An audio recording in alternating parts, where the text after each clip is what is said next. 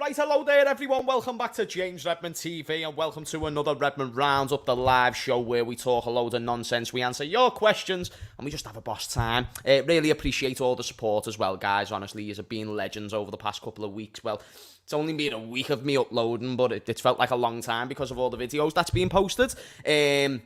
Yeah, you're being boss, Smash a like if you enjoy the content, but only if you enjoy. And we've got quite a few bits to delve into today, but I actually just want to start off the stream with a little bit of a different note. I watched back last night's stream. I kind of thought, while I was doing the stream, I was going to, not regret, I don't think regret's the right word, I mean lessons, but just the over-emotion and stuff like that. I kind of realised in the moment I was going to look back at it and thought you made yourself look like a bit of a tit. So I just simply want to sit there and say if I came across like aggressive to anybody or came across rude, I actually do want to apologise. I get very comfortable on camera sometimes, so I mean if it comes across a little bit thin, then it's one of those things where I'm just being sincere and sometimes just come across like a divvy. Yeah, just wanted to apologise at the start of the show just in case anybody thought I was being rude with them or off with them. I love you, son. And hopefully you still love me. But anyway, let's crack on with the show and say hello to the gangsters. Right, let me sort out my laptop and the positioning of the laptop. Let me sort out the positioning of my microphone and then let's get into the topics because we've got a juicy show today, guys. Obviously, if you saw earlier's Redmond Roundup, then you'll know about the topic that I talked about there with Brandon Williams, and best believe we're going to get into that in a bit more detail. Today you're getting the Barney. Today you're getting a big juicy Beatles Barney out and about.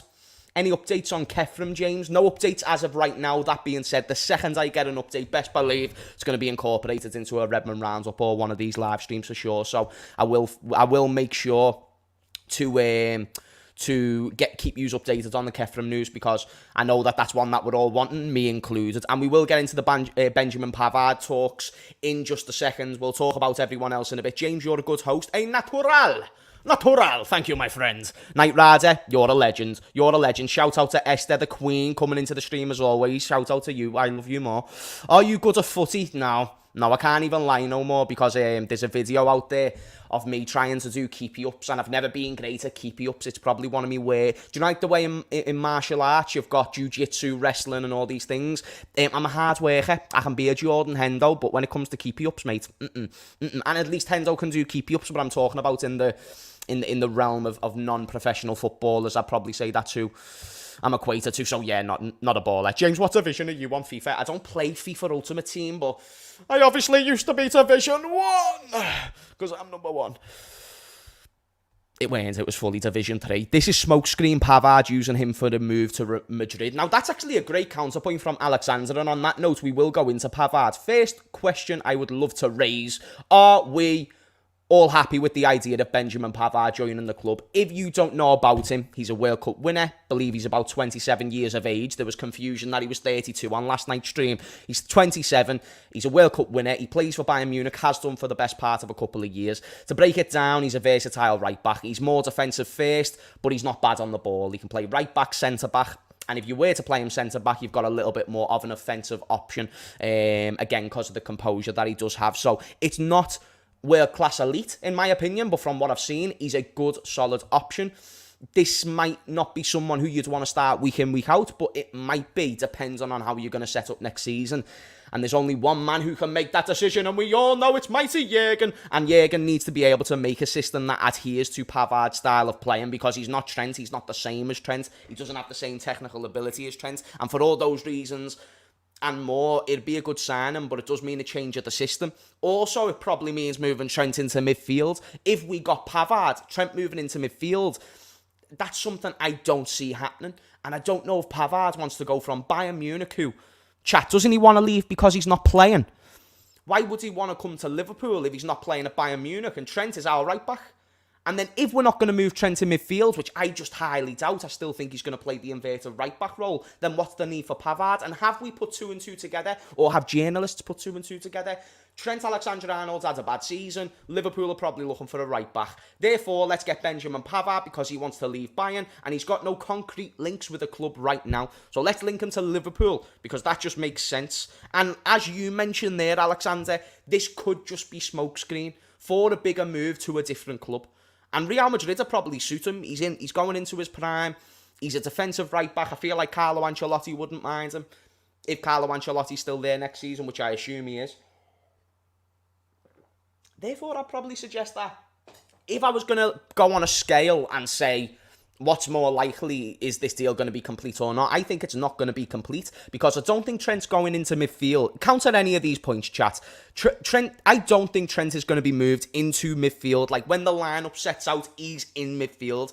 He might move into an inverted role, which makes it seem that way, but he's not going to play there. So therefore, he's still going to be the right back. I then don't believe Pavard, who wants to leave for a lack of game time at Bayern Munich and join Liverpool.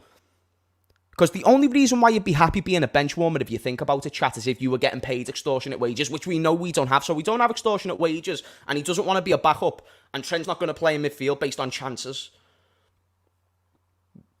That's why I'm leaning towards unlikely. Do you see where I'm getting off to? This is also true, links to the right-back situation.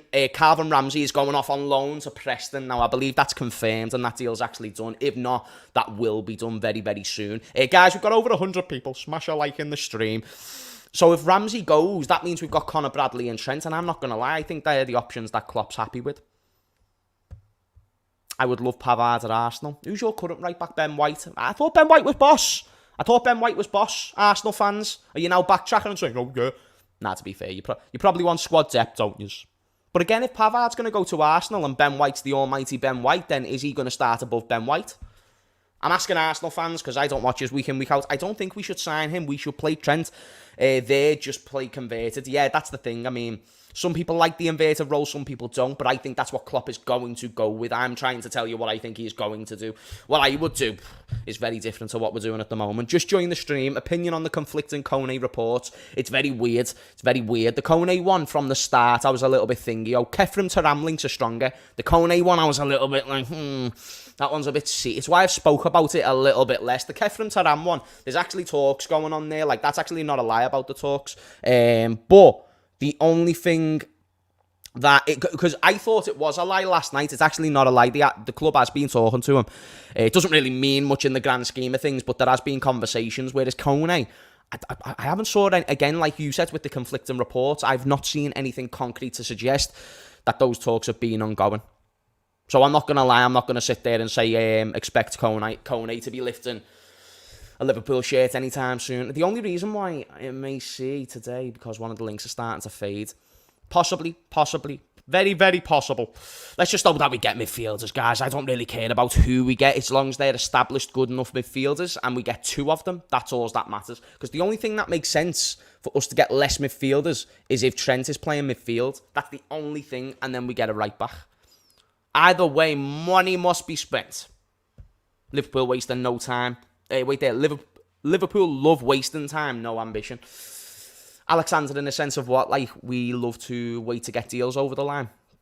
I think that's just how the negotiation processes go, to be honest. They're more complicated than just getting them done in one day. James, and that's not me defending the club, I agree. Like, over the course of windows, it's shown if they don't get it done at the beginning, it's very unlikely. But it's weird. It's like the summer window, we do everything at the start, and then in the January window, we do everything at the end. It seems to be the dynamic that we do every season. What about Kunde? Kunde, isn't he at Barcelona and doing bits of Barcelona? Like, isn't he a La Liga champion? I don't know if he's going to want to come to the Europa League. Barcelona would want extortionate money, and isn't he on extortionate wages? Didn't even know you were back. Solomon, you fucking gorgeous bastard. Where have you been?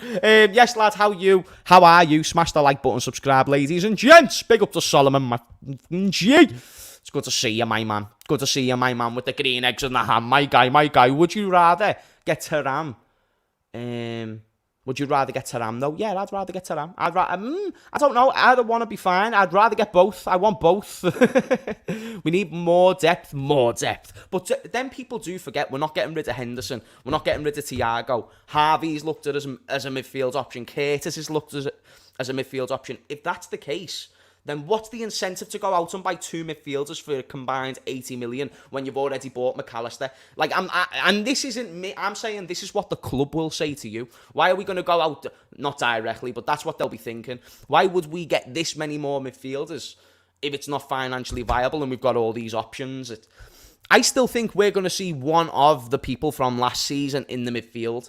Like, it's going to be McAllister, whoever one of the midfielders are, like the new midfielders, and then Fabinho.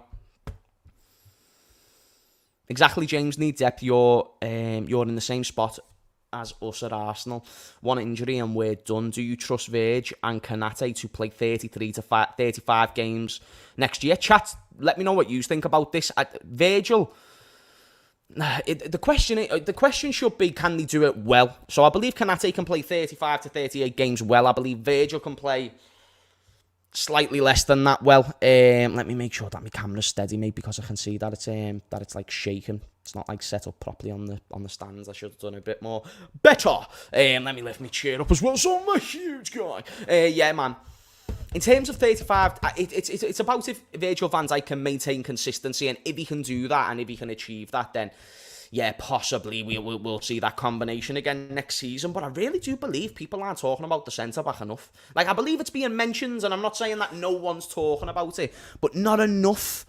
Like, do you really feel confident with Virgil starting every game next season? Chat, let me ask you this. I'm not saying Virgil's done.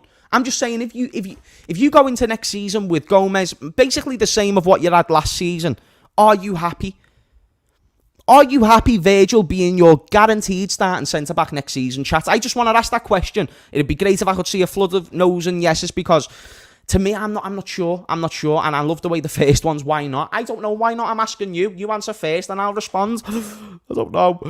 There's something about it that's nerve-wracking. I'm not saying sell him. I'm just saying, like, starting every single game with nobody who can challenge him, and then we've saw what the defence is like when he's not there. Obviously, it's worse, but if you got somebody else with that authoritative stature, then that means it can improve the defence, because I think that's what Gomez and Matip lacks. Maybe Kanate can develop it over time, all remains to be seen, but otherwise, I'm not too sure. Yes, Virgil van Ora has more in the tank. He can get back to his best, hopefully, but where's the evidence to suggest that he will? Because it's got to, if he can fix this, then yes, but I think he needs the psychologist. How many players do you reckon we are going to sign during the summer window? Well, we've signed one. I think we'll get two more significant signings. Like, young players don't count on me. With better midfield, Virgil may regain his confidence and get back to his best, in my opinion. Are you sure, Taka? Nah, yes. I feel like more people are saying, yeah, defo. Like, you're 100% comfortable with Virgil being your main centre-back next year, yeah? Virgil is still the best centre-back in the world. Or tell me who is. Okay, I believe on form, if we're talking about form, because that's a big factor, because Virgil, I don't think you can call Virgil the best centre-back in the world, and I don't think you've been able to do that for over 12 months. And if that's the case, then is he really still the best centre-back in the world? He might be in terms of resume, but then, you can say the same about Sergio Ramos, but we know Sergio Ramos isn't the best centre-back in the world no more. We know he's been not as good for the past couple of years. Still really good, but not as good the same way. Virgil's still really good, but not as good. You can't say that Virgil was the same as what he was, which is what solidified himself as the best centre-back in the world. It's in the song. He was so calm. His on-the-ball ability was fantastic. The decision-making was like no other.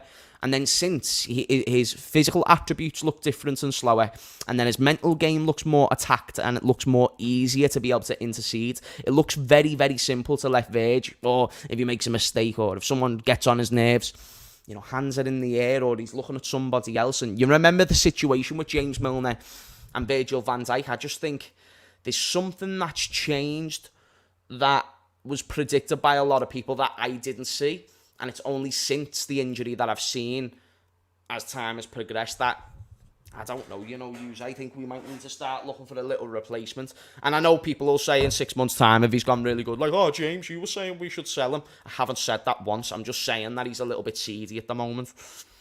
Is that a W or an L, chat? You know what I'm... Like, will you let me know? Am I just being negative? Because I'm trying not to be. And I don't want to say Virg go, because he shouldn't go, but he is also on like multiple $100,000 a week, and that probably determines that he's going to be our next starting centre-back for the next couple of years. And it's just whether or not he's... Yeah, if Virgil played like he did last season for the next 5 years, that's horrible. Like, that's a horrible idea and prospect. So I hope you're right. Diaz is probably the best centre-back in the world right now. Ruben Diaz for City, yeah. And I'm not going to lie, I feel like right now he probably takes that probably takes that mantle quite comfortably. And I think John Stones is a close second, you know, chat. People don't talk about John Stones enough, but he's on the... Oh, shit. Shizer, sorry, chat. Ruining viewer attention. No, the thing about... But you remember... And people say, John Stones, because his name's Stones. But you remember when Joel Matip was playing next to Virgil van Dijk, and he was looking really, really good, and we were all saying that at times Joel Matip actually looked better than Virgil van Dijk. Not to discredit Virg, it was how good Joel Matip was, and he brought something different. Virg had the passing, Joel Matip had the ball carrying, where he was charging into midfield with the giraffe runs, and it was beautiful to see. But John Stones does it with more superior technical ability, and he doesn't just attack once and then leg it back. He stays forward constantly. He's actually in the opposition's half. I would suggest more time than he's in his own half, and that's because City dominate the ball, and he's a really, really big component of that. Stones is better than Diaz. I'm not going to lie, I think there's things that they're both superior to each other. I think Stones is superior on the ball. I think Diaz has got them leadership attributes. If you combine them together, you get what you've been getting, which is a great partnership. And John Stones has always been a good centre-back, but you just needed to erase those mistakes out of his game. And how do you do it? Put him in a team that dominates the ball. If you put him in a team that dominates the ball, you get what you've been getting. It's simple. Really impressive as well, by the way, how John Stones has developed and how no one talks about him as one of the best centre-backs of all time in the Premier League. Like, yeah, people can talk about City and whatnot, and I suppose this could be a good transition because I've got a lot of stick since last night's stream, and I want to address the stick that was delivered into my way. And you know what? And some of it was actually productive, and it's going to create productive conversation, so don't worry, it's not bad. But John Stones, for instance... He's in a team that dominates the ball, and he's one of the best ball-playing centre-backs. That combination is what's going to suit his style of play, so he can actually thrive in a Manchester City team. 210 people in the stream. Smash her like your gorgeous little bar stools. Vidic also suffered an ankle ligament injury, by the way, and was out for a good whole season, and he performed well during the last 2 seasons. Fair dues. I mean, Van Dijk came back and performed well in the quadruple chasing season, so it's only been one bad season from Virgil van Dijk, and maybe you might say Vidic never had a bad season, so fair enough, but I don't think it... I don't know what you're trying to say there, but if you're saying Vidic is better overall, I feel like, yeah, he's got the longevity on Virg, so it's definitely in his favour more so at the moment, but if you're talking about prime, I think there's more of a conversation there. Virg can go as long as he's composed and a leader. Okay, he's had 100 times more one-on-one v anyone other this season. I would put his poor form to not his injury, Virg, but is built differently. Surely you get me, James. I think I get your poor form, which is what I put his poor form to, not his injury. He's built differently. So you're saying it's just because he's been having one-on-ones? Weren't there a time where he never got beaten one-on-one? Just saying. MCFC Total Football says, do you expect Nunes to be better next season? I'll be honest with you, no. I don't really expect him to be better. I expect him to be around the similar, like around 20 goals. And he'll miss a couple of chances. He'll score a couple of chances. And I also think with him being so quick, I don't want to put anything on the lad, but I mean, I do think that he could be prone to injuries in the future. They're the type of players that get injured, the lightning quick players who run in behind. I mean, but you never know. You never know. Transfer news for Liverpool has been quiet today, but next week I think we will have a signing of a player, possibly Thuram, and then the next week we sign Kone and Vega. We're not going to get 3 more midfielders. I think you're being optimistic, but I do believe we'll get one of those names. Most likely Kefir and Thuram. Torres made Vidic chew the grass. You're fucking too right, he did! You're too right, he did! Vidic, you little mushroom. You little mushroom. Yeah, bitch. Yeah. Did Virgil van Dijk ever get put on his ass? And yeah, bitch. Van Dijk has been put on his ass, like, so I can't put myself in it there. But it was never as embarrassing as that Torres moment. Never as embarrassing. I hope Vidic doesn't get offended by me exposing his daddy on stream as well. So if you see any death threats from Vidic, let me know. Man City reminds me of being in school about to have a good game of footy and all the lads put themselves on a team against the worst players. It's bullshit, innit? It's like all the popular kids in the year and they're the ones who like footy the most, so they just so happen to be the best. And then you just get on the shit team. I remember those days, and I was on the shit team. I'm only messing. I'm not. I'm saying that is that Virg. Right, so the Virg that we had 2 seasons ago, where not one player got past him, but he probably had 10v1 or 10-1v1 all season. Okay, I get you. So you're saying systematically because Virg has been attacked more, it's made him look worse. I think there's a lot of legs to that, and I do also believe that all the defenders looked worse because of the midfield situation. People think the back four is the sole determining factor to a good defensive team. It's not. The midfield is a huge factor, and the reason why when we won the league we had an amazing, elite, fantastic defensive record was because we had Fabinho, we had Henderson, and we had Gini. They could attack to a degree, but the best component was defending, and instead of having attacking midfielders, we had attacking fullbacks. So that was the difference, and it was so compact and tight, and we were so narrow in the centre of the park. You just weren't breaking us down. We were bad motherfuckers back in the day, but we're not the same now. Looks like we're trying to play a bit more expansive and possession and pushing up the pitch. So, but we'll see all in due time. Yeah, we'll see all in due time. Van Dijk is finished, says me. Not me, but me. After the Pickford injury, he doesn't trust his body and has made 1 tackle since the injury. 1. I don't think he's made 1 tackle since the injury. He's lost his pace and he'll be a huge liability for us next season. Must sell. Well, who's the buyers? Who's going to come in and buy Virgil if you want to sell him, just to address that first point that you've made? And I don't think there'll be any suitable buyers. And how much would they pay? I don't think they're paying much if you could find a buyer. And is 1 bad season a long enough judgment to say he's 100% categorically finished? And if that's not the case, would you give him 1 more chance? Because wouldn't it be a big, big shame if it was just bad form or a poor midfield or a poor systematic team? Because football isn't a sea. Do you know what? It was a good point from whoever made that point before, actually. It's not a one-man team. It's a collective effort. A collective effort involves a strong defensive midfield. If you do not have these things, then guess what? I don't care if you are Virgil, Maldini, Sergio Ramos all in one. If you are facing more players than what are coming at you, you're probably going to get beat the same exact way that no matter how much I fight Conor McGregor, he'll beat me every time. But if I fight Conor McGregor with 10 other moody bodybuilders, I really do rate my chances. So I'm saying that if there's, in fact, do you know what? That comment's changed my mind. I'm willing to give Virg 1 more chance with a structured, systematic midfield. This is why I like these streams, because you can change my mind. I believe Virgil with a strong, compact midfield looks very, very good, because that was when he was at his absolute peak, was when our midfield was thriving. Virgil was here when Fabinho was here. Virgil was here when Henderson and Wijnaldum were in the midfield. And when it started to decline, so happened to be after his injury, but also when Wijnaldum left, Henderson got a bit, older and slower. Fabinho got a bit older and slower. I think there's a lot of legs there. So, no, I'm not. And do you know what? I've just changed my own mind. We've just witnessed it live on stream. But I still think we need to be careful. Let's not call him the best centre-back in the world or whatever. We need to wait and see until the team's fixed and propered. And I do still think he's underachieved, even though we've had a bad team. Just my opinion. He still makes mistakes individually that he didn't used to, so we can't completely say that he's the same. I would be more concerned by Fabinho's legs and what type of adjustment we'll make to complement Trent for inverting. Yeah, I mean, it's going to be interesting. Can Fabinho do another full season, chat? I'm wondering if Fabinho can still go. People wanted him sold last season, and now people seem to be okay with him because he had a good end, but look how sweaty I am. That's a moody, sweaty Barnet right there. Might even be time for the cap, chat. Traps it all in. PSG will buy Ramos. Wait, they will buy after Ramos left. Also, James, I said Virgil van Dijk was poor last season. It's just the whole team was much better and hid his deficiencies. Ooh, a little counterpoint, right? So you're saying that Virgil van Dijk was fucking shit in the quadruple chase and red season, and everyone else just saved his ass, yeah?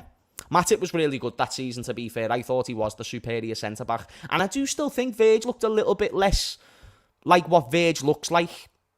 Does that make sense? I believe he just didn't look the same Virgil. So, yeah, I agree. We need to be careful with Virgil. We need to not align with the best centre-back in the world thing until I see a performance that suggests he's the best centre-back in the world, because I don't think I've seen one of those probably since the quadruple chasing season. I think Liverpool will be the biggest threat to City next season, but do you think you will get the money to sign players to be a threat, James? I don't think so, no. I think you're asking about, are we going to get the volume of players that we need? And I don't think we will. I think Manchester City are far superior to us at the moment and will continue to be in the future. Let me go into the City talks real quick. We'll spend 5 minutes on this topic and we'll go back to your questions. Yesterday I done a stream. You'll know I was very emotional. It was quite pathetic watching it back, to be honest with you, because I am very honest with myself on these streams, and I do, there's an element of being entertaining, but I look at yous like my mates, and I kind of forget that, that there's new people who tune into this, so there's some people who don't quite get my humour, which is fine, but also the points that I was raising. So you'll understand that. Obviously, I look at football as one thing, and then I'll also delve into... So I delved into the starting 11 side of City and how good he was, but then I delved into the fact that there's a little bit of corruption. But then, if we all accept, chat, and let me know if you agree with this, where there is money, there is corruption. Now, that what leads into the conversation and to the title. Is the criticism that Manchester City have received fair? Is it fair that they are the only team that are getting the hammers? Now, I responded to one of these comments and I simply said that it's not just City getting the criticism. Roman Abramovich did also get criticism. People also questioned, why is this fair? And this, that, and the other. And then they brought in the FFP rule. Now, this is why I brought up corruption, is because I do believe the FFP rule is priority. The main priority of that rule being in place is to keep top entities at the top of the league, including Liverpool, and our club, unfortunately, does fall into that. Now, is that directly Liverpool's fault? Not particularly, but that being said, that's the rule that's in place, and that's the premise. If Chelsea went against the premise, then people would go after Chelsea, but FFP weren't a thing when Chelsea were involved. Someone then made a good point that FFP was introduced not long after the takeover at City when the Arab owners came. Now, I don't know if it's a race issue, because I haven't looked into the situation, so I'm not going to sit here and claim it was absolutely a race thing, because you emphasised Arab, so I didn't know if you were implying because they were Arab, that was why FFP was put in place. So I'm not going to speculate. All I'm simply suggesting is FFP was put in right afterwards. Now, that also could have been a fear of a Chelsea 2.0 happening, or a fear of Chelsea continuing to do, and then City to, and big teams like United, like Liverpool, probably shit themselves and put a little bit of action on the Premier League to say, what are you going to do about this? And the reason why I started this sentence with corruption and ended it here is because City are not the only team, if they have bent the rules, to have bent the rules. And we also don't know, even on all levels of football, we only care about the cheaters if they are at the top of the sport. And that's understandable. But you also see cheaters in the Championship getting deducted points. You see cheaters in Football League 1, Football League 2. Football just sometimes isn't fair. So the premise of football is that, yes, City could have cheated. It's not confirmed, but they could have. And it's very strange, some of the allegations that they try to defend themselves with. That's for certain.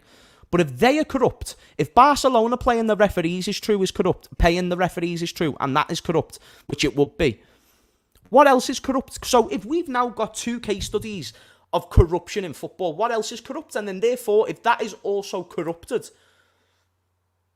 why are we just aiming it at City? And why do we only aim the fire? This goes for myself, because I was one of these passionate motherfuckers last night. Why would we only aim the fire after they win a treble? We didn't care when they won the league. That kind of became standard. We didn't care when they won the cups. That became... We only cared when they completed the treble, when they completed something that they can sit there and say is a true legendary achievement. That was when we cared. So even though we've cared for the best part of a couple of years... The only fault and the reason... Corruption's always... If you want to say corruption's always been in football, I'd agree. I'd agree with that sentiment. I would also agree that you can do the most to compete with corruption. So when Chelsea came in, Manchester United still had to do the best they could to compete with that corruption. And then if you want to say that Man United have ever been corrupted, you can. If you want to say Liverpool have ever been corrupted, you can. Even if you don't have evidence, there's probably things that all clubs have done that are a little bit seedy and not by the book. And this is where loopholes come into it. If Man City are maximising the loopholes in the game, what are they really doing wrong? And even if it's still wrong, I still think it's one of those where that's just the sport that we play. And if we don't equip ourselves, and I mean FSG and I mean Liverpool, if we don't prepare ourselves for buying more play, because the things that I've asked for are achievable. The things the fans have asked for is achievable. A couple more signings every summer, staying on top of the squad depth, not getting back to a position where you're bringing on Adam Lallana in Champions League finals and all that malarkey bullshit. Be a professional winning football club. Hold the highest standards. And stop using these excuses like, we're building a stadium, we're doing this. You're getting loan and debt to build the stadium. You haven't improved significantly the youth academy, which if you had a sustainable youth academy, you would then sell players, bring in players, and it would suit the model that you use, which is sell to buy. But you don't sell. And if you do sell, it's a bit at a time, so it gets rid of a big chunk of the squad, and then you're getting in one big player, and there's no volume on top of this. And then you're not building big stars. If you're not building big stars and you've got no big stars to sell, how can you improve the all-round team? That's where it gets difficult. And then you see a star like Firmino leave for free, or Wijnaldum leave for free. They're not very good at selling players, are they, chat? So I'm getting to the point that, yes, City might be corrupt. All these teams, right? We need to do our best to compete with the corruption. Because if City were corrupt and we were above them, we wouldn't care about the corruption. So it's not the fundamental wrong that we care about. We only care that it's going against us. Do you get what I'm saying, chat? And I think that's wrong. I think it's wrong to not care about corruption if it's below you. Are you wanting the way we don't have the same energy for Newcastle right now? They finished above us and we don't care. I'm just simply sitting there saying, when they win something, we might care because it goes against us. The same way City winning a treble, they've done something Liverpool haven't done. In the Premier League era, at least. I don't know if we've done it in the times in the 70s, 80s, all the way up until 1990. But I know that we haven't done it in recent times. In fact, the only one that we've got was in 2001, and that was with a fucking Europa League. Never had a Champions League or a Prem involved. So why do we only care when it beats us? And if so, do we not then care about the fundamental wrong of corruption and cheating in football? Because then if we don't care about that, then what have City really done wrong? Did you catch it? I'm only asking if you caught it. I'm not asking if you agree. I'm just saying, did you catch what I've just said? Yes or no, chat. I don't know if you caught it. I might have rambled for too long, so it might have went over your head. But just, I go into these things, mate. I go into these things. James, my Liverpool content creator. Thank you, brother. All the other ones are top reds. You're top reds. Yeah, AGT, you little top red, if you're watching this. But you speak against the grain and raise the standards like Lee from Arsenal and Rants for United. I try and be as balanced as possible from both sides. And I even think there's things that Lee and Rants have in their arguments which I would not debate that way. I would not come to conclusions that way.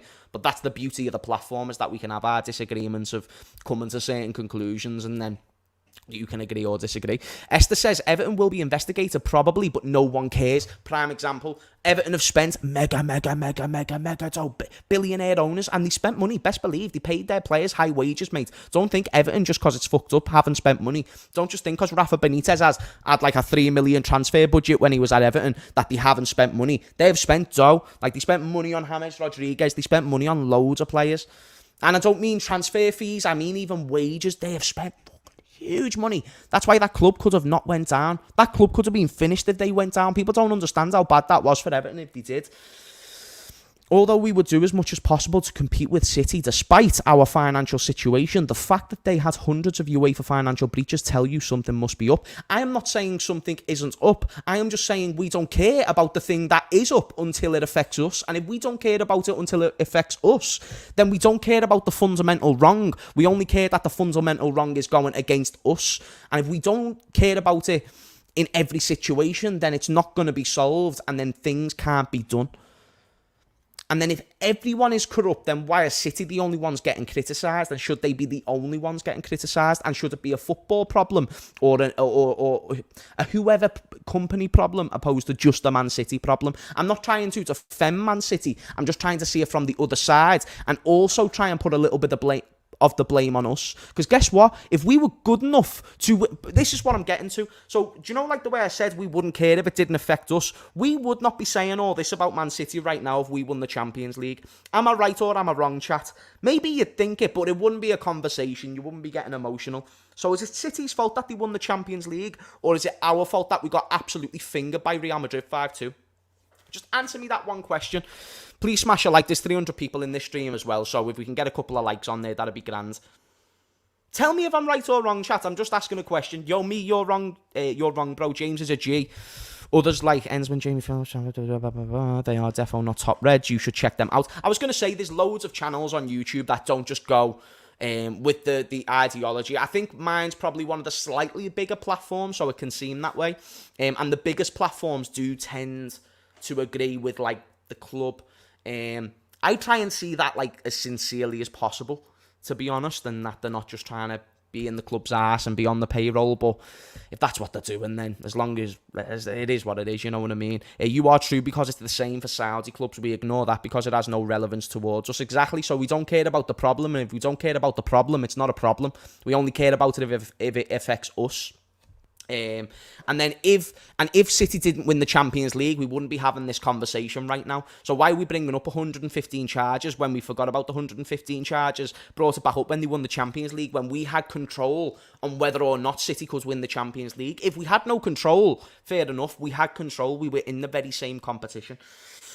The league's a little bit different, because the league, if you have a big squad or whatever have you, then that's good for the league.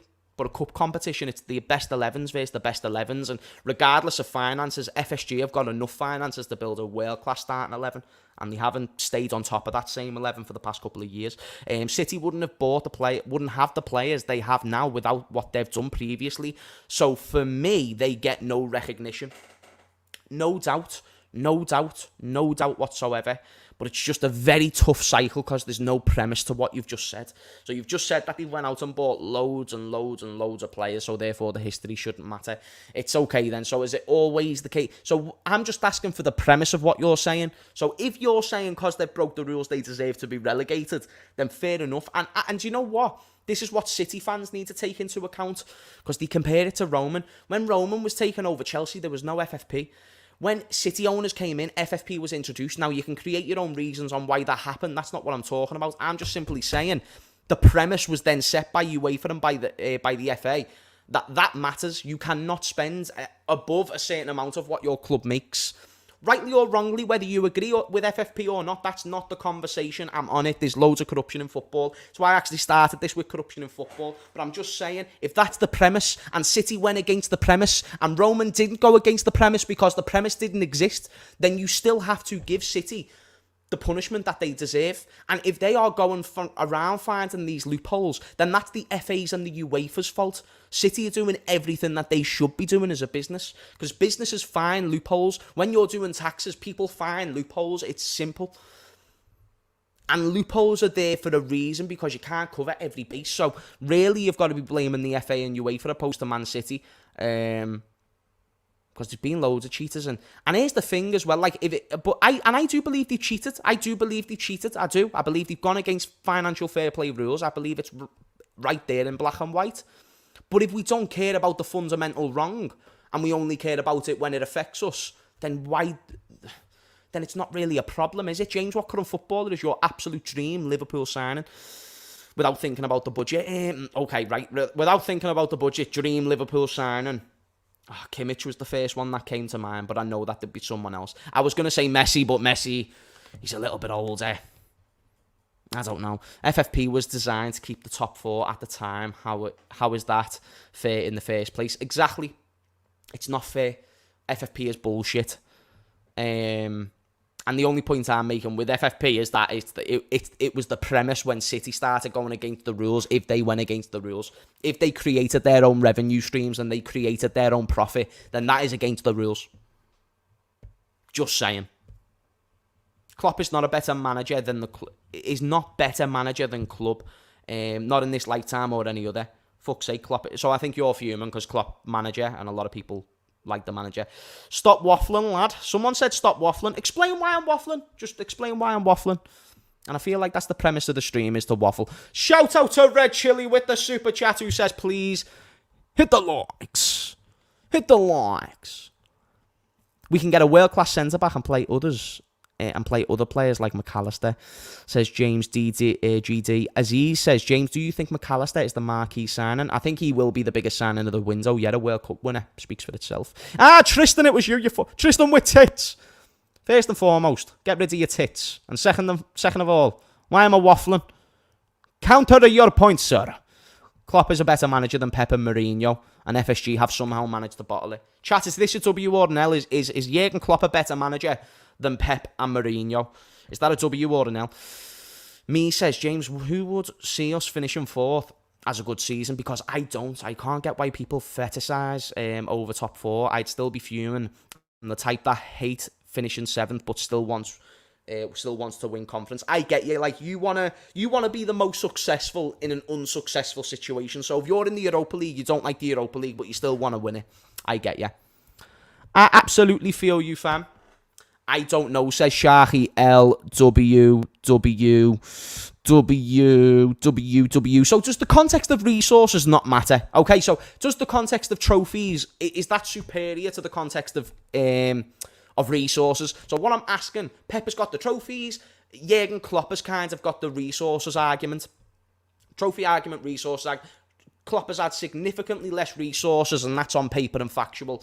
And then Pep has got way more trophies. So what weighs more in significance? And then that is where you can ask your question on who's the best manager in the world. He might be the best manager in the world to you, but the reason why I answer that question saying Pep Guardiola is because that is the premise of what most people set as the best manager in the world. You have to be it's the most successful. Nobody cares who's had the most promotions in English football, because just because you've got the most promotions in English football leagues doesn't mean you're the best manager in the world. The same way, just because you're the best at maximising less resources might not mean you're the best manager in the world. So if more people agree that the trophy weighs more than the context, then Pep Guardiola is factually the best manager in the world. The same way Liverpool are factually the most successful club in the country, because we have the most trophies on paper. I'm just linking it all together to show you that I'm not just being biased. I'm even supporting us there in that same sentence. Shout out to Jay. He says it's not the money alone for me. It's the money combined with the complete lack of history. I was born early 2000s and remember City being awful. I'm on it, and that's why I'm fuming. But that's complacency. Like, I was born early 2000s. We're just complacent little bastards who grew up with phones and shit. That's why we're fuming over it. And we're just entitled little fuckers. That's our problem. Mika says until Pep achieves what Klopp did at Liverpool, or Mourinho achieves at Porto, or Ranieri achieves at Leicester, he won't be the same. Okay, then. But then if Klopp doesn't achieve at Bayern or Barca, or Ranieri doesn't achieve at Bayern or Barca, or Mourinho doesn't... Well, Mourinho's an exception because he's worked at both of those levels. So I can... But if Klopp and Ranieri don't do that, what does that mean? Because what if they are the type of managers that just do better with less bigger names? What if? I'm not saying that's the case, and I do believe they could work with any type. But what if they, Pep is just supreme at handling superstars? I'm just being thought-provoking, chat. Let's create a good discussion here. Start chatting shit to each other. They legit did from all the successes under Sir Alex. Who are you talking about by they? They. Manchester has better ports. Come at me. Someone come at Theo. He's wanting the beef, mate. Pep Guardiola is bar every manager aims... is the bar that every manager aims for. In terms of success and trophies, no doubt. Man United didn't earn their billion. That's a myth. Uncomfortable conversations, Esther. And there's probably shit that you could pull out against Liverpool, You know what I mean? Like in the early 70s and whatnot, if we've done anything wrong. You could probably pull out something. Scares me United getting took over with a 1 billion debt paid off. Wait there, fuck off. They're getting took over? Chat, you're lying. Man United aren't getting took over. Chat, that's not confirmed, is it? Nah, that's not confirmed. Have I just read that wrong? You're lying, chat. You can't be. Oh, no. Confirmed?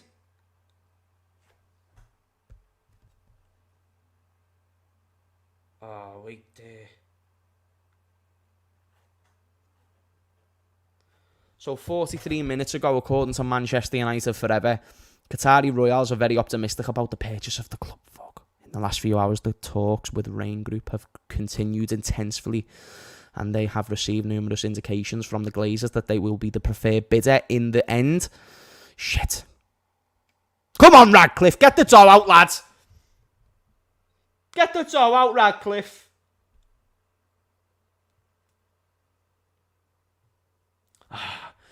But the Sheiks have to be optimistic because that's a part of the negotiation deals. It's not done now. You're making it out like it was done. It's not done. And they have to say that. They have to say we're optimistic. If you're asked about it, I'm not optimistic. It's not going to support your plea to get the club. Until Glazers come and say something, that's when I'll That's when I'll hold it with substance. Right now, we can still believe that they're going to still be stuck with those Muppets. Calling me plastic just because I started watching a club recently. Yeah, I feel like that's unfair, you know what I mean? Like, just saying, oh, you've been a fan for 5 years, so you can't... Like, you can go back and watch old football and still formulate your opinions. It won't be the same way, but you can still see a player play. Eventually, Pep will manage internationally and win a World Cup. That will definitely make him the best ever. I feel like if he wins a World Cup, I don't think anyone's questioning it. I feel like Pep has got the Khabib factor, so he's so good that he's a victim of his own success. Like, people will now start looking for things that he hasn't done. And it's the same with Khabib. It's like he beat Justin Gaethje, Dustin Poirier, and all these moody names, but no one gave a fuck and said that he retired too early. Oh, he's 29 and 0, and he ran away from Charles Oliveira, and then his little brother went and banged Charles Oliveira. And it's the same with Pep. It's like, oh, but he never won a World... If he won a World Cup, that'd be his Messi moment. Like, the way people still had a debate about Ronaldo and Messi in 2023, until Messi won the World Cup, and that just doesn't get talked about no more. Does not get talked about no more. It's just the way it is, and that's... So I agree with that.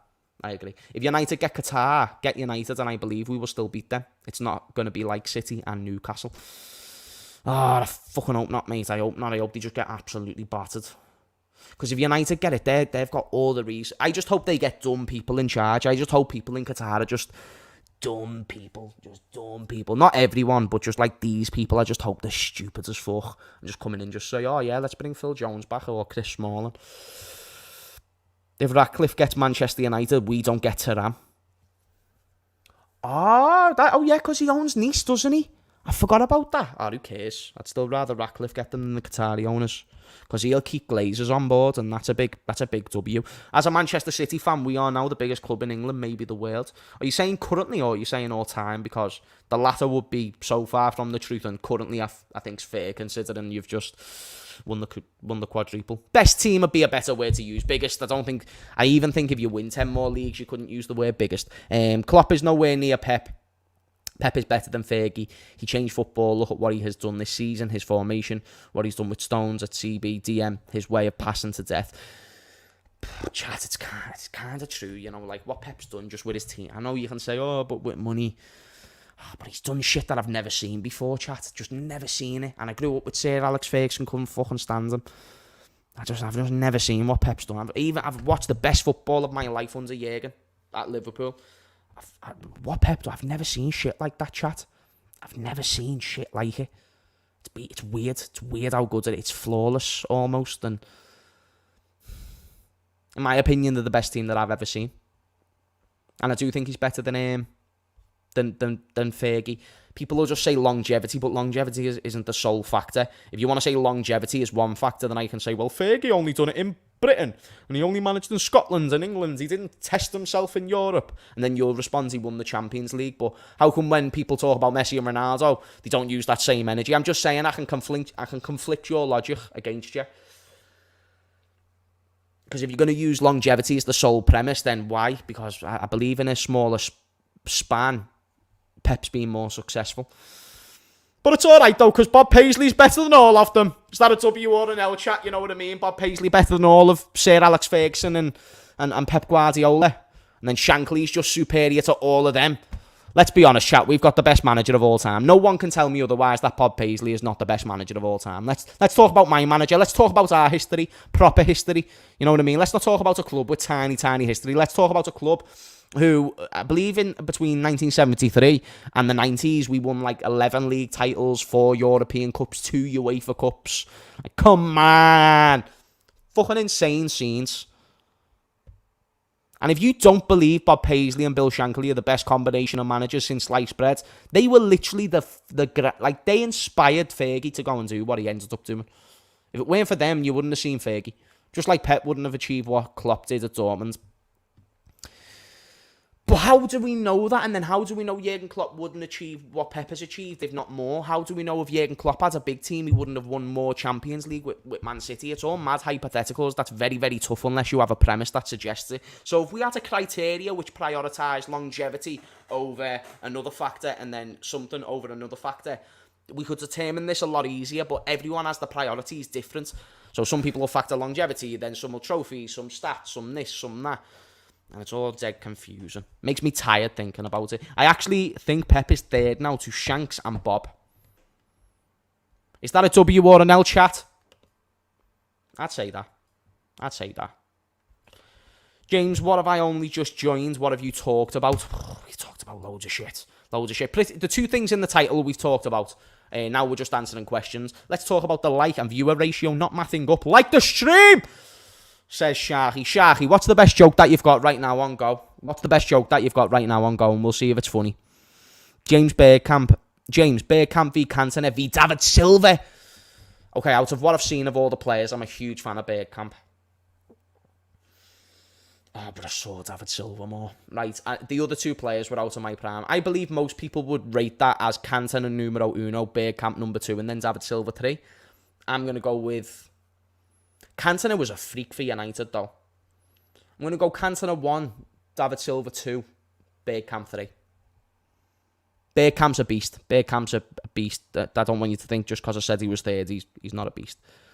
Shankly the GOAT. Glasgow always beats Liverpool. Whoa there, fella. Whoa there. Glasgow always beats Liverpool. Whoa there. The chat is spicy tonight. We love to see it. Yeah, everyone's booming tonight, mate. Hammers, if you could pick any midfielder to join Liverpool this window, who would you pick? Right now, I'd lean towards Thuram. I'm fine with Thuram. He wouldn't be my only midfielder, but yeah, I like him. If Pep leaves, we will take Klopp. No, you fucking won't. Klopp wouldn't join City. I think Klopp knows there's something underlyingly going on at City as well. And he kind of has that, like, sort of weird sound there. Like, Liverpool are in much more of a morale position than City at the moment. But still, though, what's the determination on that? I don't think he'd go to City. And City had never won him because I bet you they have, like, 10 other Spanish fellas lined up for when Pep leaves. Like, City will be fine when Pep goes, I think. They'll just get the next best manager in class. And they've shown the good at identifying youth players. They've shown that they're good at identifying young players, old players, experienced players, first team players, bench players, and coaching staff. So I think the recruitment is City's biggest asset, as well as the paychecks into the FA and UEFA. Klopp is like cold water and Pep is like Pepsi. Klopp is like cold water. Speaking of water, I need some water. Pep needs some flavour and has lots of flavour needed to make it enjoyable, but Klopp doesn't have the flavour and only has ice, baby. What a quote. Ice, baby. That was a mic drop moment right there, sir. I want Pep to take a club with limited resources, but he's scared. Are you saying that he's a pussy? Chat, are we saying that Pep Guardiola's a pussyhole and he won't take a club with any sort of project? He doesn't exist in the word of project, does he, chat? Pep Guardiola's a pussy. We are fucking massive. Now we haven't Little City no more. He's buzzing, isn't he, Mohammed? It's like Mohammed, lads. You flex your money muscles, son. James, do you want Chiesa at Liverpool? After I heard about his injury record of 18 months with an ACL injury, no. But if you ask me after the Euros, 100%. Who do you think Liverpool gets the first game of the season? I reckon Chelsea. Well, in the 1 in 38 chance that I've got, you reckon Chelsea first game? I'm gonna say a newly promoted team again. What's the chances of that, chat? Joe Fagan won the original treble in 1984. Thank you for letting me know that, Jordan. I didn't know that we'd won that type of a treble. I probably should have known that. Jeez. And Joe Fagan, people don't talk about Fagan enough, you know. People don't, me included. I haven't analysed the history of Joe Fagan enough. For those who don't know Joe Fagan, let me tell you a little bit of history about Joe Fagan real quick, and I will need to look it up because I just want you to understand how successful this gentleman was and the part that he had to play post Paisley and Shankly. So the way that Fagan worked, so he was at Liverpool. So actually, funnily enough, for those who don't know, Fagan. Da da da da. It's the motherfucking D-O-double-G. Snoop Dogg! Wait there. I'm singing Snoop Dogg while I'm searching up an absolute legend of the game. I'll get back to the comments. He actually played for Manchester City as a player, for those wondering. In 1938 and 1951, for any City fans watching, Joe Fagan was a player for you lot. He got 2 goals in 158 games. What a player. He was a player-manager for Nelson, and then he joined Liverpool as a manager in 1983, and he was the manager for 2 seasons. Now, this was post the era of Paisley, and let me just have a look at his honours to give you a bit of an idea. Let me actually There we go. Where's his? So yeah, as a manager, he won the football First League division, a League Cup, and a European Cup in 2 seasons. 2 seasons was all that was required for him to win those trophies. Unbelievable. Did they say? Oh, and he's actually a Manchester City legend as a player, because he was your player when you got promoted from the second division in 1947, post-World War. That's how much of a badass Joe Fagan is, getting teams promoted post-World War. Man was getting shot at by Germans and then just said, I'm going to get a team promoted. How boss is that? Diego Simeone is leaving Atleti this summer. Bring him to my club. Fuck that, chat. We can't be agreeing with this, can we? We're not agreeing with the idea of Simeone coming to Liverpool. No? No. Come on. But Man City has no history yet. They're building the history right now. That's the thing. They might not have history yet, but history is your perception of what history is. You know, like your childhood's history, and then right now what you're doing, it will become history, but you just don't look at it like that. Smoking Joe was backroom staff and part of the original boot room. Exactly, that's what I'm saying. He grew up. He was one of the... I like the way Liverpool tried to maintain that. They tried to maintain the... You know, because it went from Shankly to Paisley to Fagan. And then they tried to do the co-manager thing with Roy Evans a little bit later, and it just went a little bit tits up eventually. Like towards the late 90s, it just started going wrong. What manager would you take after Klopp leaves, James? Right now, I'm unsure, to be honest. Because it's so far away, there's going to be new candidates who get there. But if he left right this... chat, here's a question. If Klopp left right now, God forbid, who would you replace as manager? We've also got 300 people in the stream. Can we try and get 150 likes if we haven't already? And if we do have that, can we get 200? Who are we getting as manager if Jurgen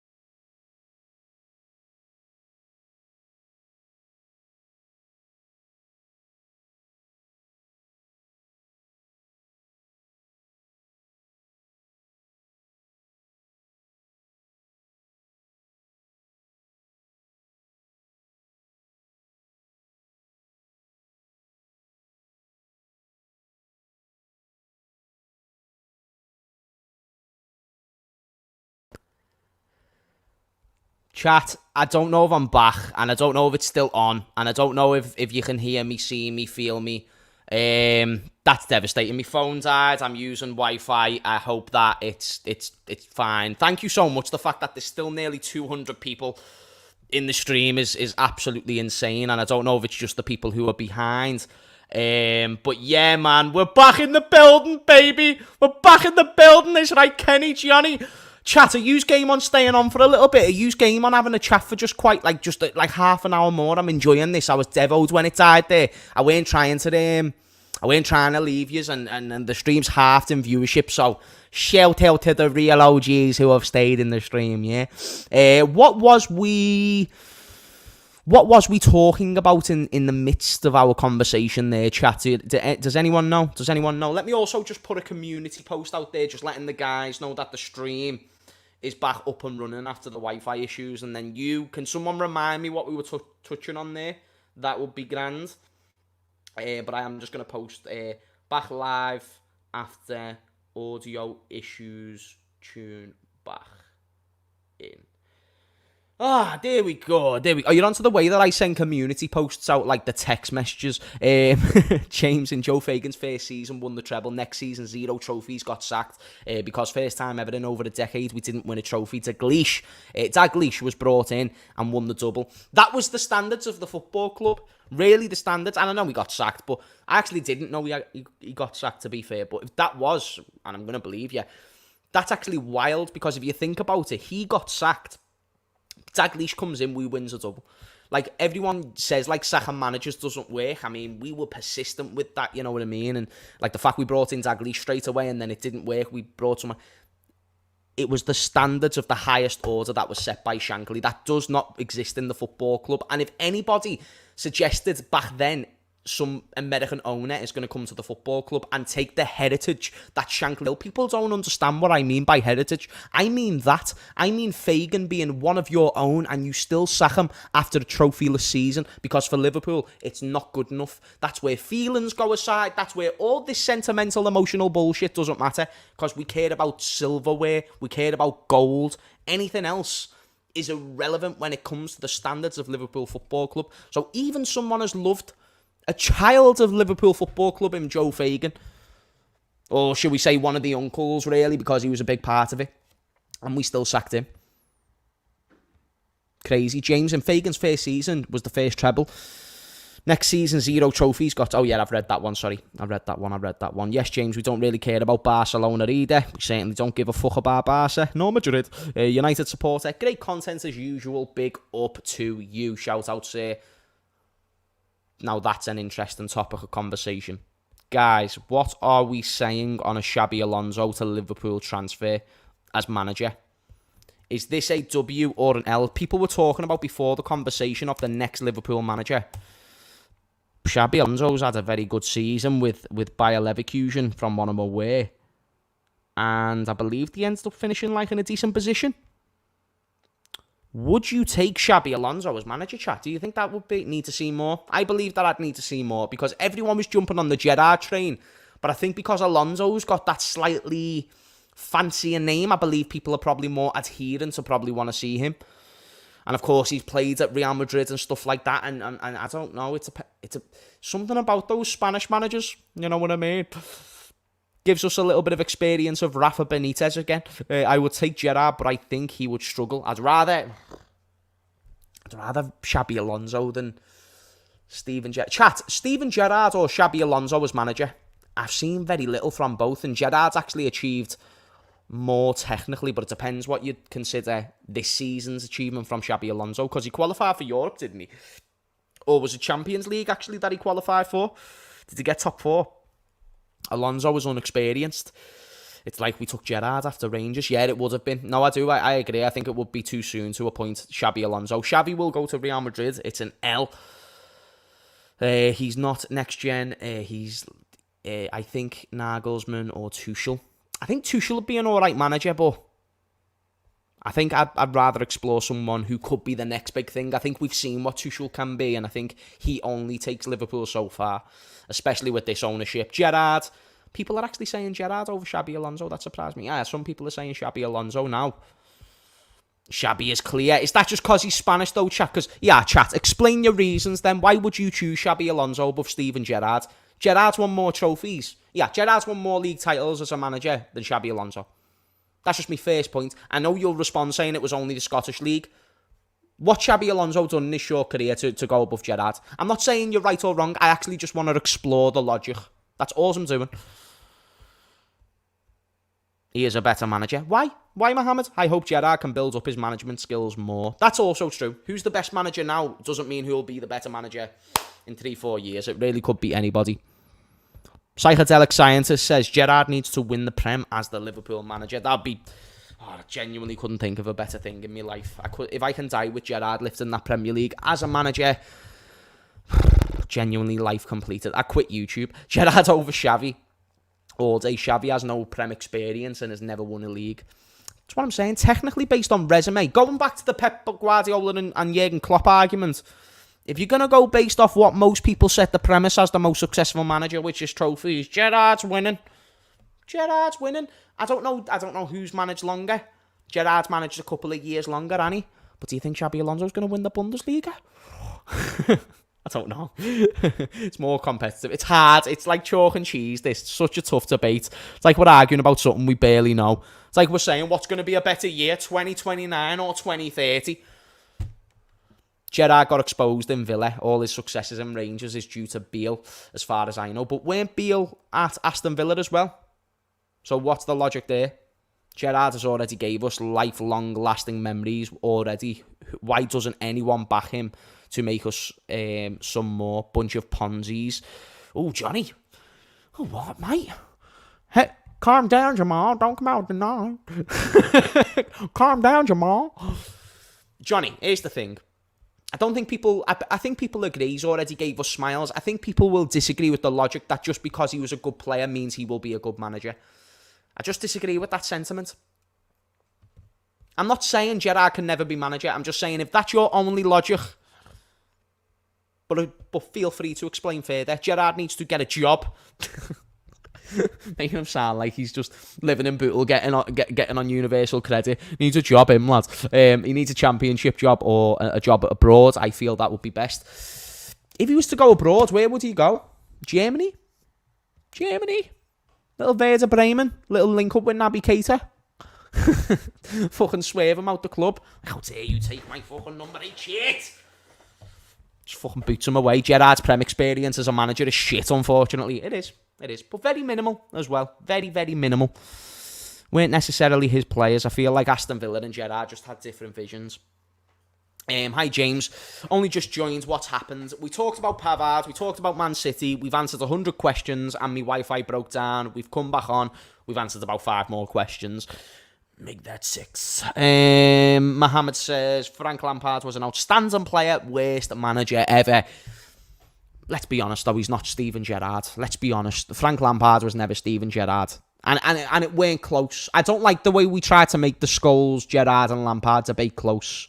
I don't appreciate that. I feel like it severely undermines a lot of your ball knowledge. And I think Man United fans and Chelsea fans included massively patronise themselves more than anything when they try and throw in such pathetic options into the conversation with what is one of the most elite midfielders of all time. If you want to say Zinedine Zidane and all these players, then fair enough, but not Scholes and Lampard. Klopp is a better manager than Pep. If Klopp had the same... Are we going back to this? Klopp had the same resources than Pep. We'd have the league, Champions League, and all this shit. But Klopp's never done it at a big team, the same way that Pep has never done it at a team... Sorry, let me rephrase, because Liverpool's huge. Klopp has never done it at a team with huge resources. Pep has never done it at a team with small resources. You can use the same logic both ways, but they're like 2 + 2 doesn't always equal 4. We don't know. We don't know. That's the fundamental fact. What you're saying is possible. I'm telling you a fundamental fact. How can FSG realistically compete with the funding from Man City, United, Chelsea, or Newcastle? Says my man Anandan. I'll be honest with you, brother. They can't. And that's why they need to sell the football club. And I believe right now, maybe not at this moment, but I do believe in the next couple of years, they will be looking for some new investments, if not new ownership itself. I have a rule about no Liverpool legends as our manager. It will divide the fan base, and people will be reluctant to criticise exceptions of LFC players for manager like Paisley and Dalglish. But then you've got case studies to suggest that it actually can work out in your favour. If you get a legend as a manager, it can. It just depends on the time and it depends on the situation. If you're 12th, I mean, in Chelsea's case, it weren't good. But if we was 12th and Klopp got sacked, I wouldn't mind Gerrard coming in as a temporary manager, and that could be his trial, per se, to suggest if he can be at least given a year extension and then therefore get a chance at being the first team manager. I don't know. I just still don't trust the idea fully of Jurgen Klopp. If he left and Gerrard came in, that's where to sit there and I think that could be a good chance. And I don't think just because you say he should, because he's a legend, he shouldn't be the manager. Because I feel like there's a lot of bias towards Klopp as well. Like, even people who try and not look at the fence, people that say I'm biased, and I try and not be on Klopp, but I just think he's genuinely the best man for the circumstances, and nobody can tell me otherwise right now. Like, no one can find me a better solution, but if he was to go and Gerrard was qualified, I don't think it matters. Like, if Gerrard could genuinely win us the league and Champions League, I don't think it matters. Are FSG actually the good guys amongst owners who abide by rules, football culture and management? Chat, you answer this question. Do you think that an ownership who agrees with a Super League and all these things are one of morals? I'm not too sure. I wouldn't say so. I'd say they are maybe more moral than other teams, but I would also suggest that's just because they're poorer than other teams. So I said the other day a very important sentence, and it'll go over your head if you don't listen, but think about it. If the other day I was basically referencing about, like, obviously FSG, the rules and this, that and the other. You've got to analyse a man's intentions. So when FSG agreed to the Super League, yes, the Super League never happened, but if you analyse the intention, you'll know that they probably knew that weren't going to go well with us. But as long as it maximised their banks and all the other clubs were on board, they were like, fuck it, if you do it, I'll do it. You're onto that meme, fuck it. You in, I'll be in. That type of idea. They didn't care about the fans. They cared as long as they had backup. As long as they had backup, that was all they needed to license off that Super League. So analyse the intention. So if the intention in that case was insincere, in that scenario was insincere, how do you know they'd be so sincere with money? I'm just asking the question. Maybe they've only spent the limit of funds that they've spent because that is all that they can spend. Maybe that's why they wanted the Super League, so they could get more excessive funds. You see where I'm leading to, don't you, chat? You know that was a good point. That was a good response. That was actually a better response than what I'd originally came up with. Klopp is the best because he got McAllister. He turned down Man U for the Thursdays. Jeez.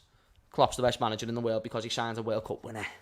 I'll take that narrative. FSG cared about making money. Arabs cared about spending money in any way possible.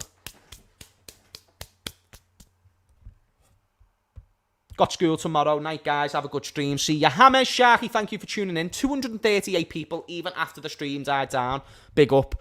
Please do smash a like as well. Guys, I might leave it there as well, to be honest. Zane's saying night, lad, too. I'm gonna say good night to you lot because it's a little bit later. I want to save some conversations for tomorrow's stream. I'm planning on making this an every single night thing, so don't want to run out of things to talk about. Guys, what a stream. Absolute legends. Let me read this one last comment, because it's from Johnny. At the end of the day, thou can we be real for a second, James? I like the way you said thou. And just acknowledge the FSG have cleared our debt. I've acknowledged that before. And literally won us everything. Like, why can't we see that? What owners do we want? Okay, then, sounds. If you're so yeah, you're saying to me, if I became the owner, cleared all the debt, and then won you one of every trophy, I'm fine. So I can do whatever from there on out, based on what you're saying right here, Johnny. In fact, the stream's going to go on for 5 more minutes, guys. Wait there. You're saying to me, right, that, and I love you, Johnny, but just hear me out. This isn't like malicious or anything. So if I came into a club, cleared all debt, won you one of each trophy and done nothing after that, you're fine with that. You're fine with that. That's your argument there. Do you understand what I'm saying there, Johnny? Like, I think you understand why that's a flawed logic to use, or just not quite an accurate argument, I don't think. Like, what have you really proved? I have acknowledged these things, but then if they haven't done any more, then what are you debating with me? I'm confused. Anyway, guys, we'll actually say good night there. If you can leave a comment when the stream's done, it just gets the stream more out there. If I can see 30 to 40 comments by tomorrow on the stream, post-stream, like the actual comment section, that'd be great, just because it does get it out there more. If you can leave a like, that's boss as well. And one more apology for last night as well. If I came across rude to anyone last night or a little bit whatever, I was just trying to be funny. I can get a bit too comfortable with the chat sometimes and came across a bit of a dickhead. Tonight's been a much better stream. Thank you so much for everybody who tunes in. And yeah, leave a comment, like, and I will see you in a bizzle. Peace, guys. Love yous.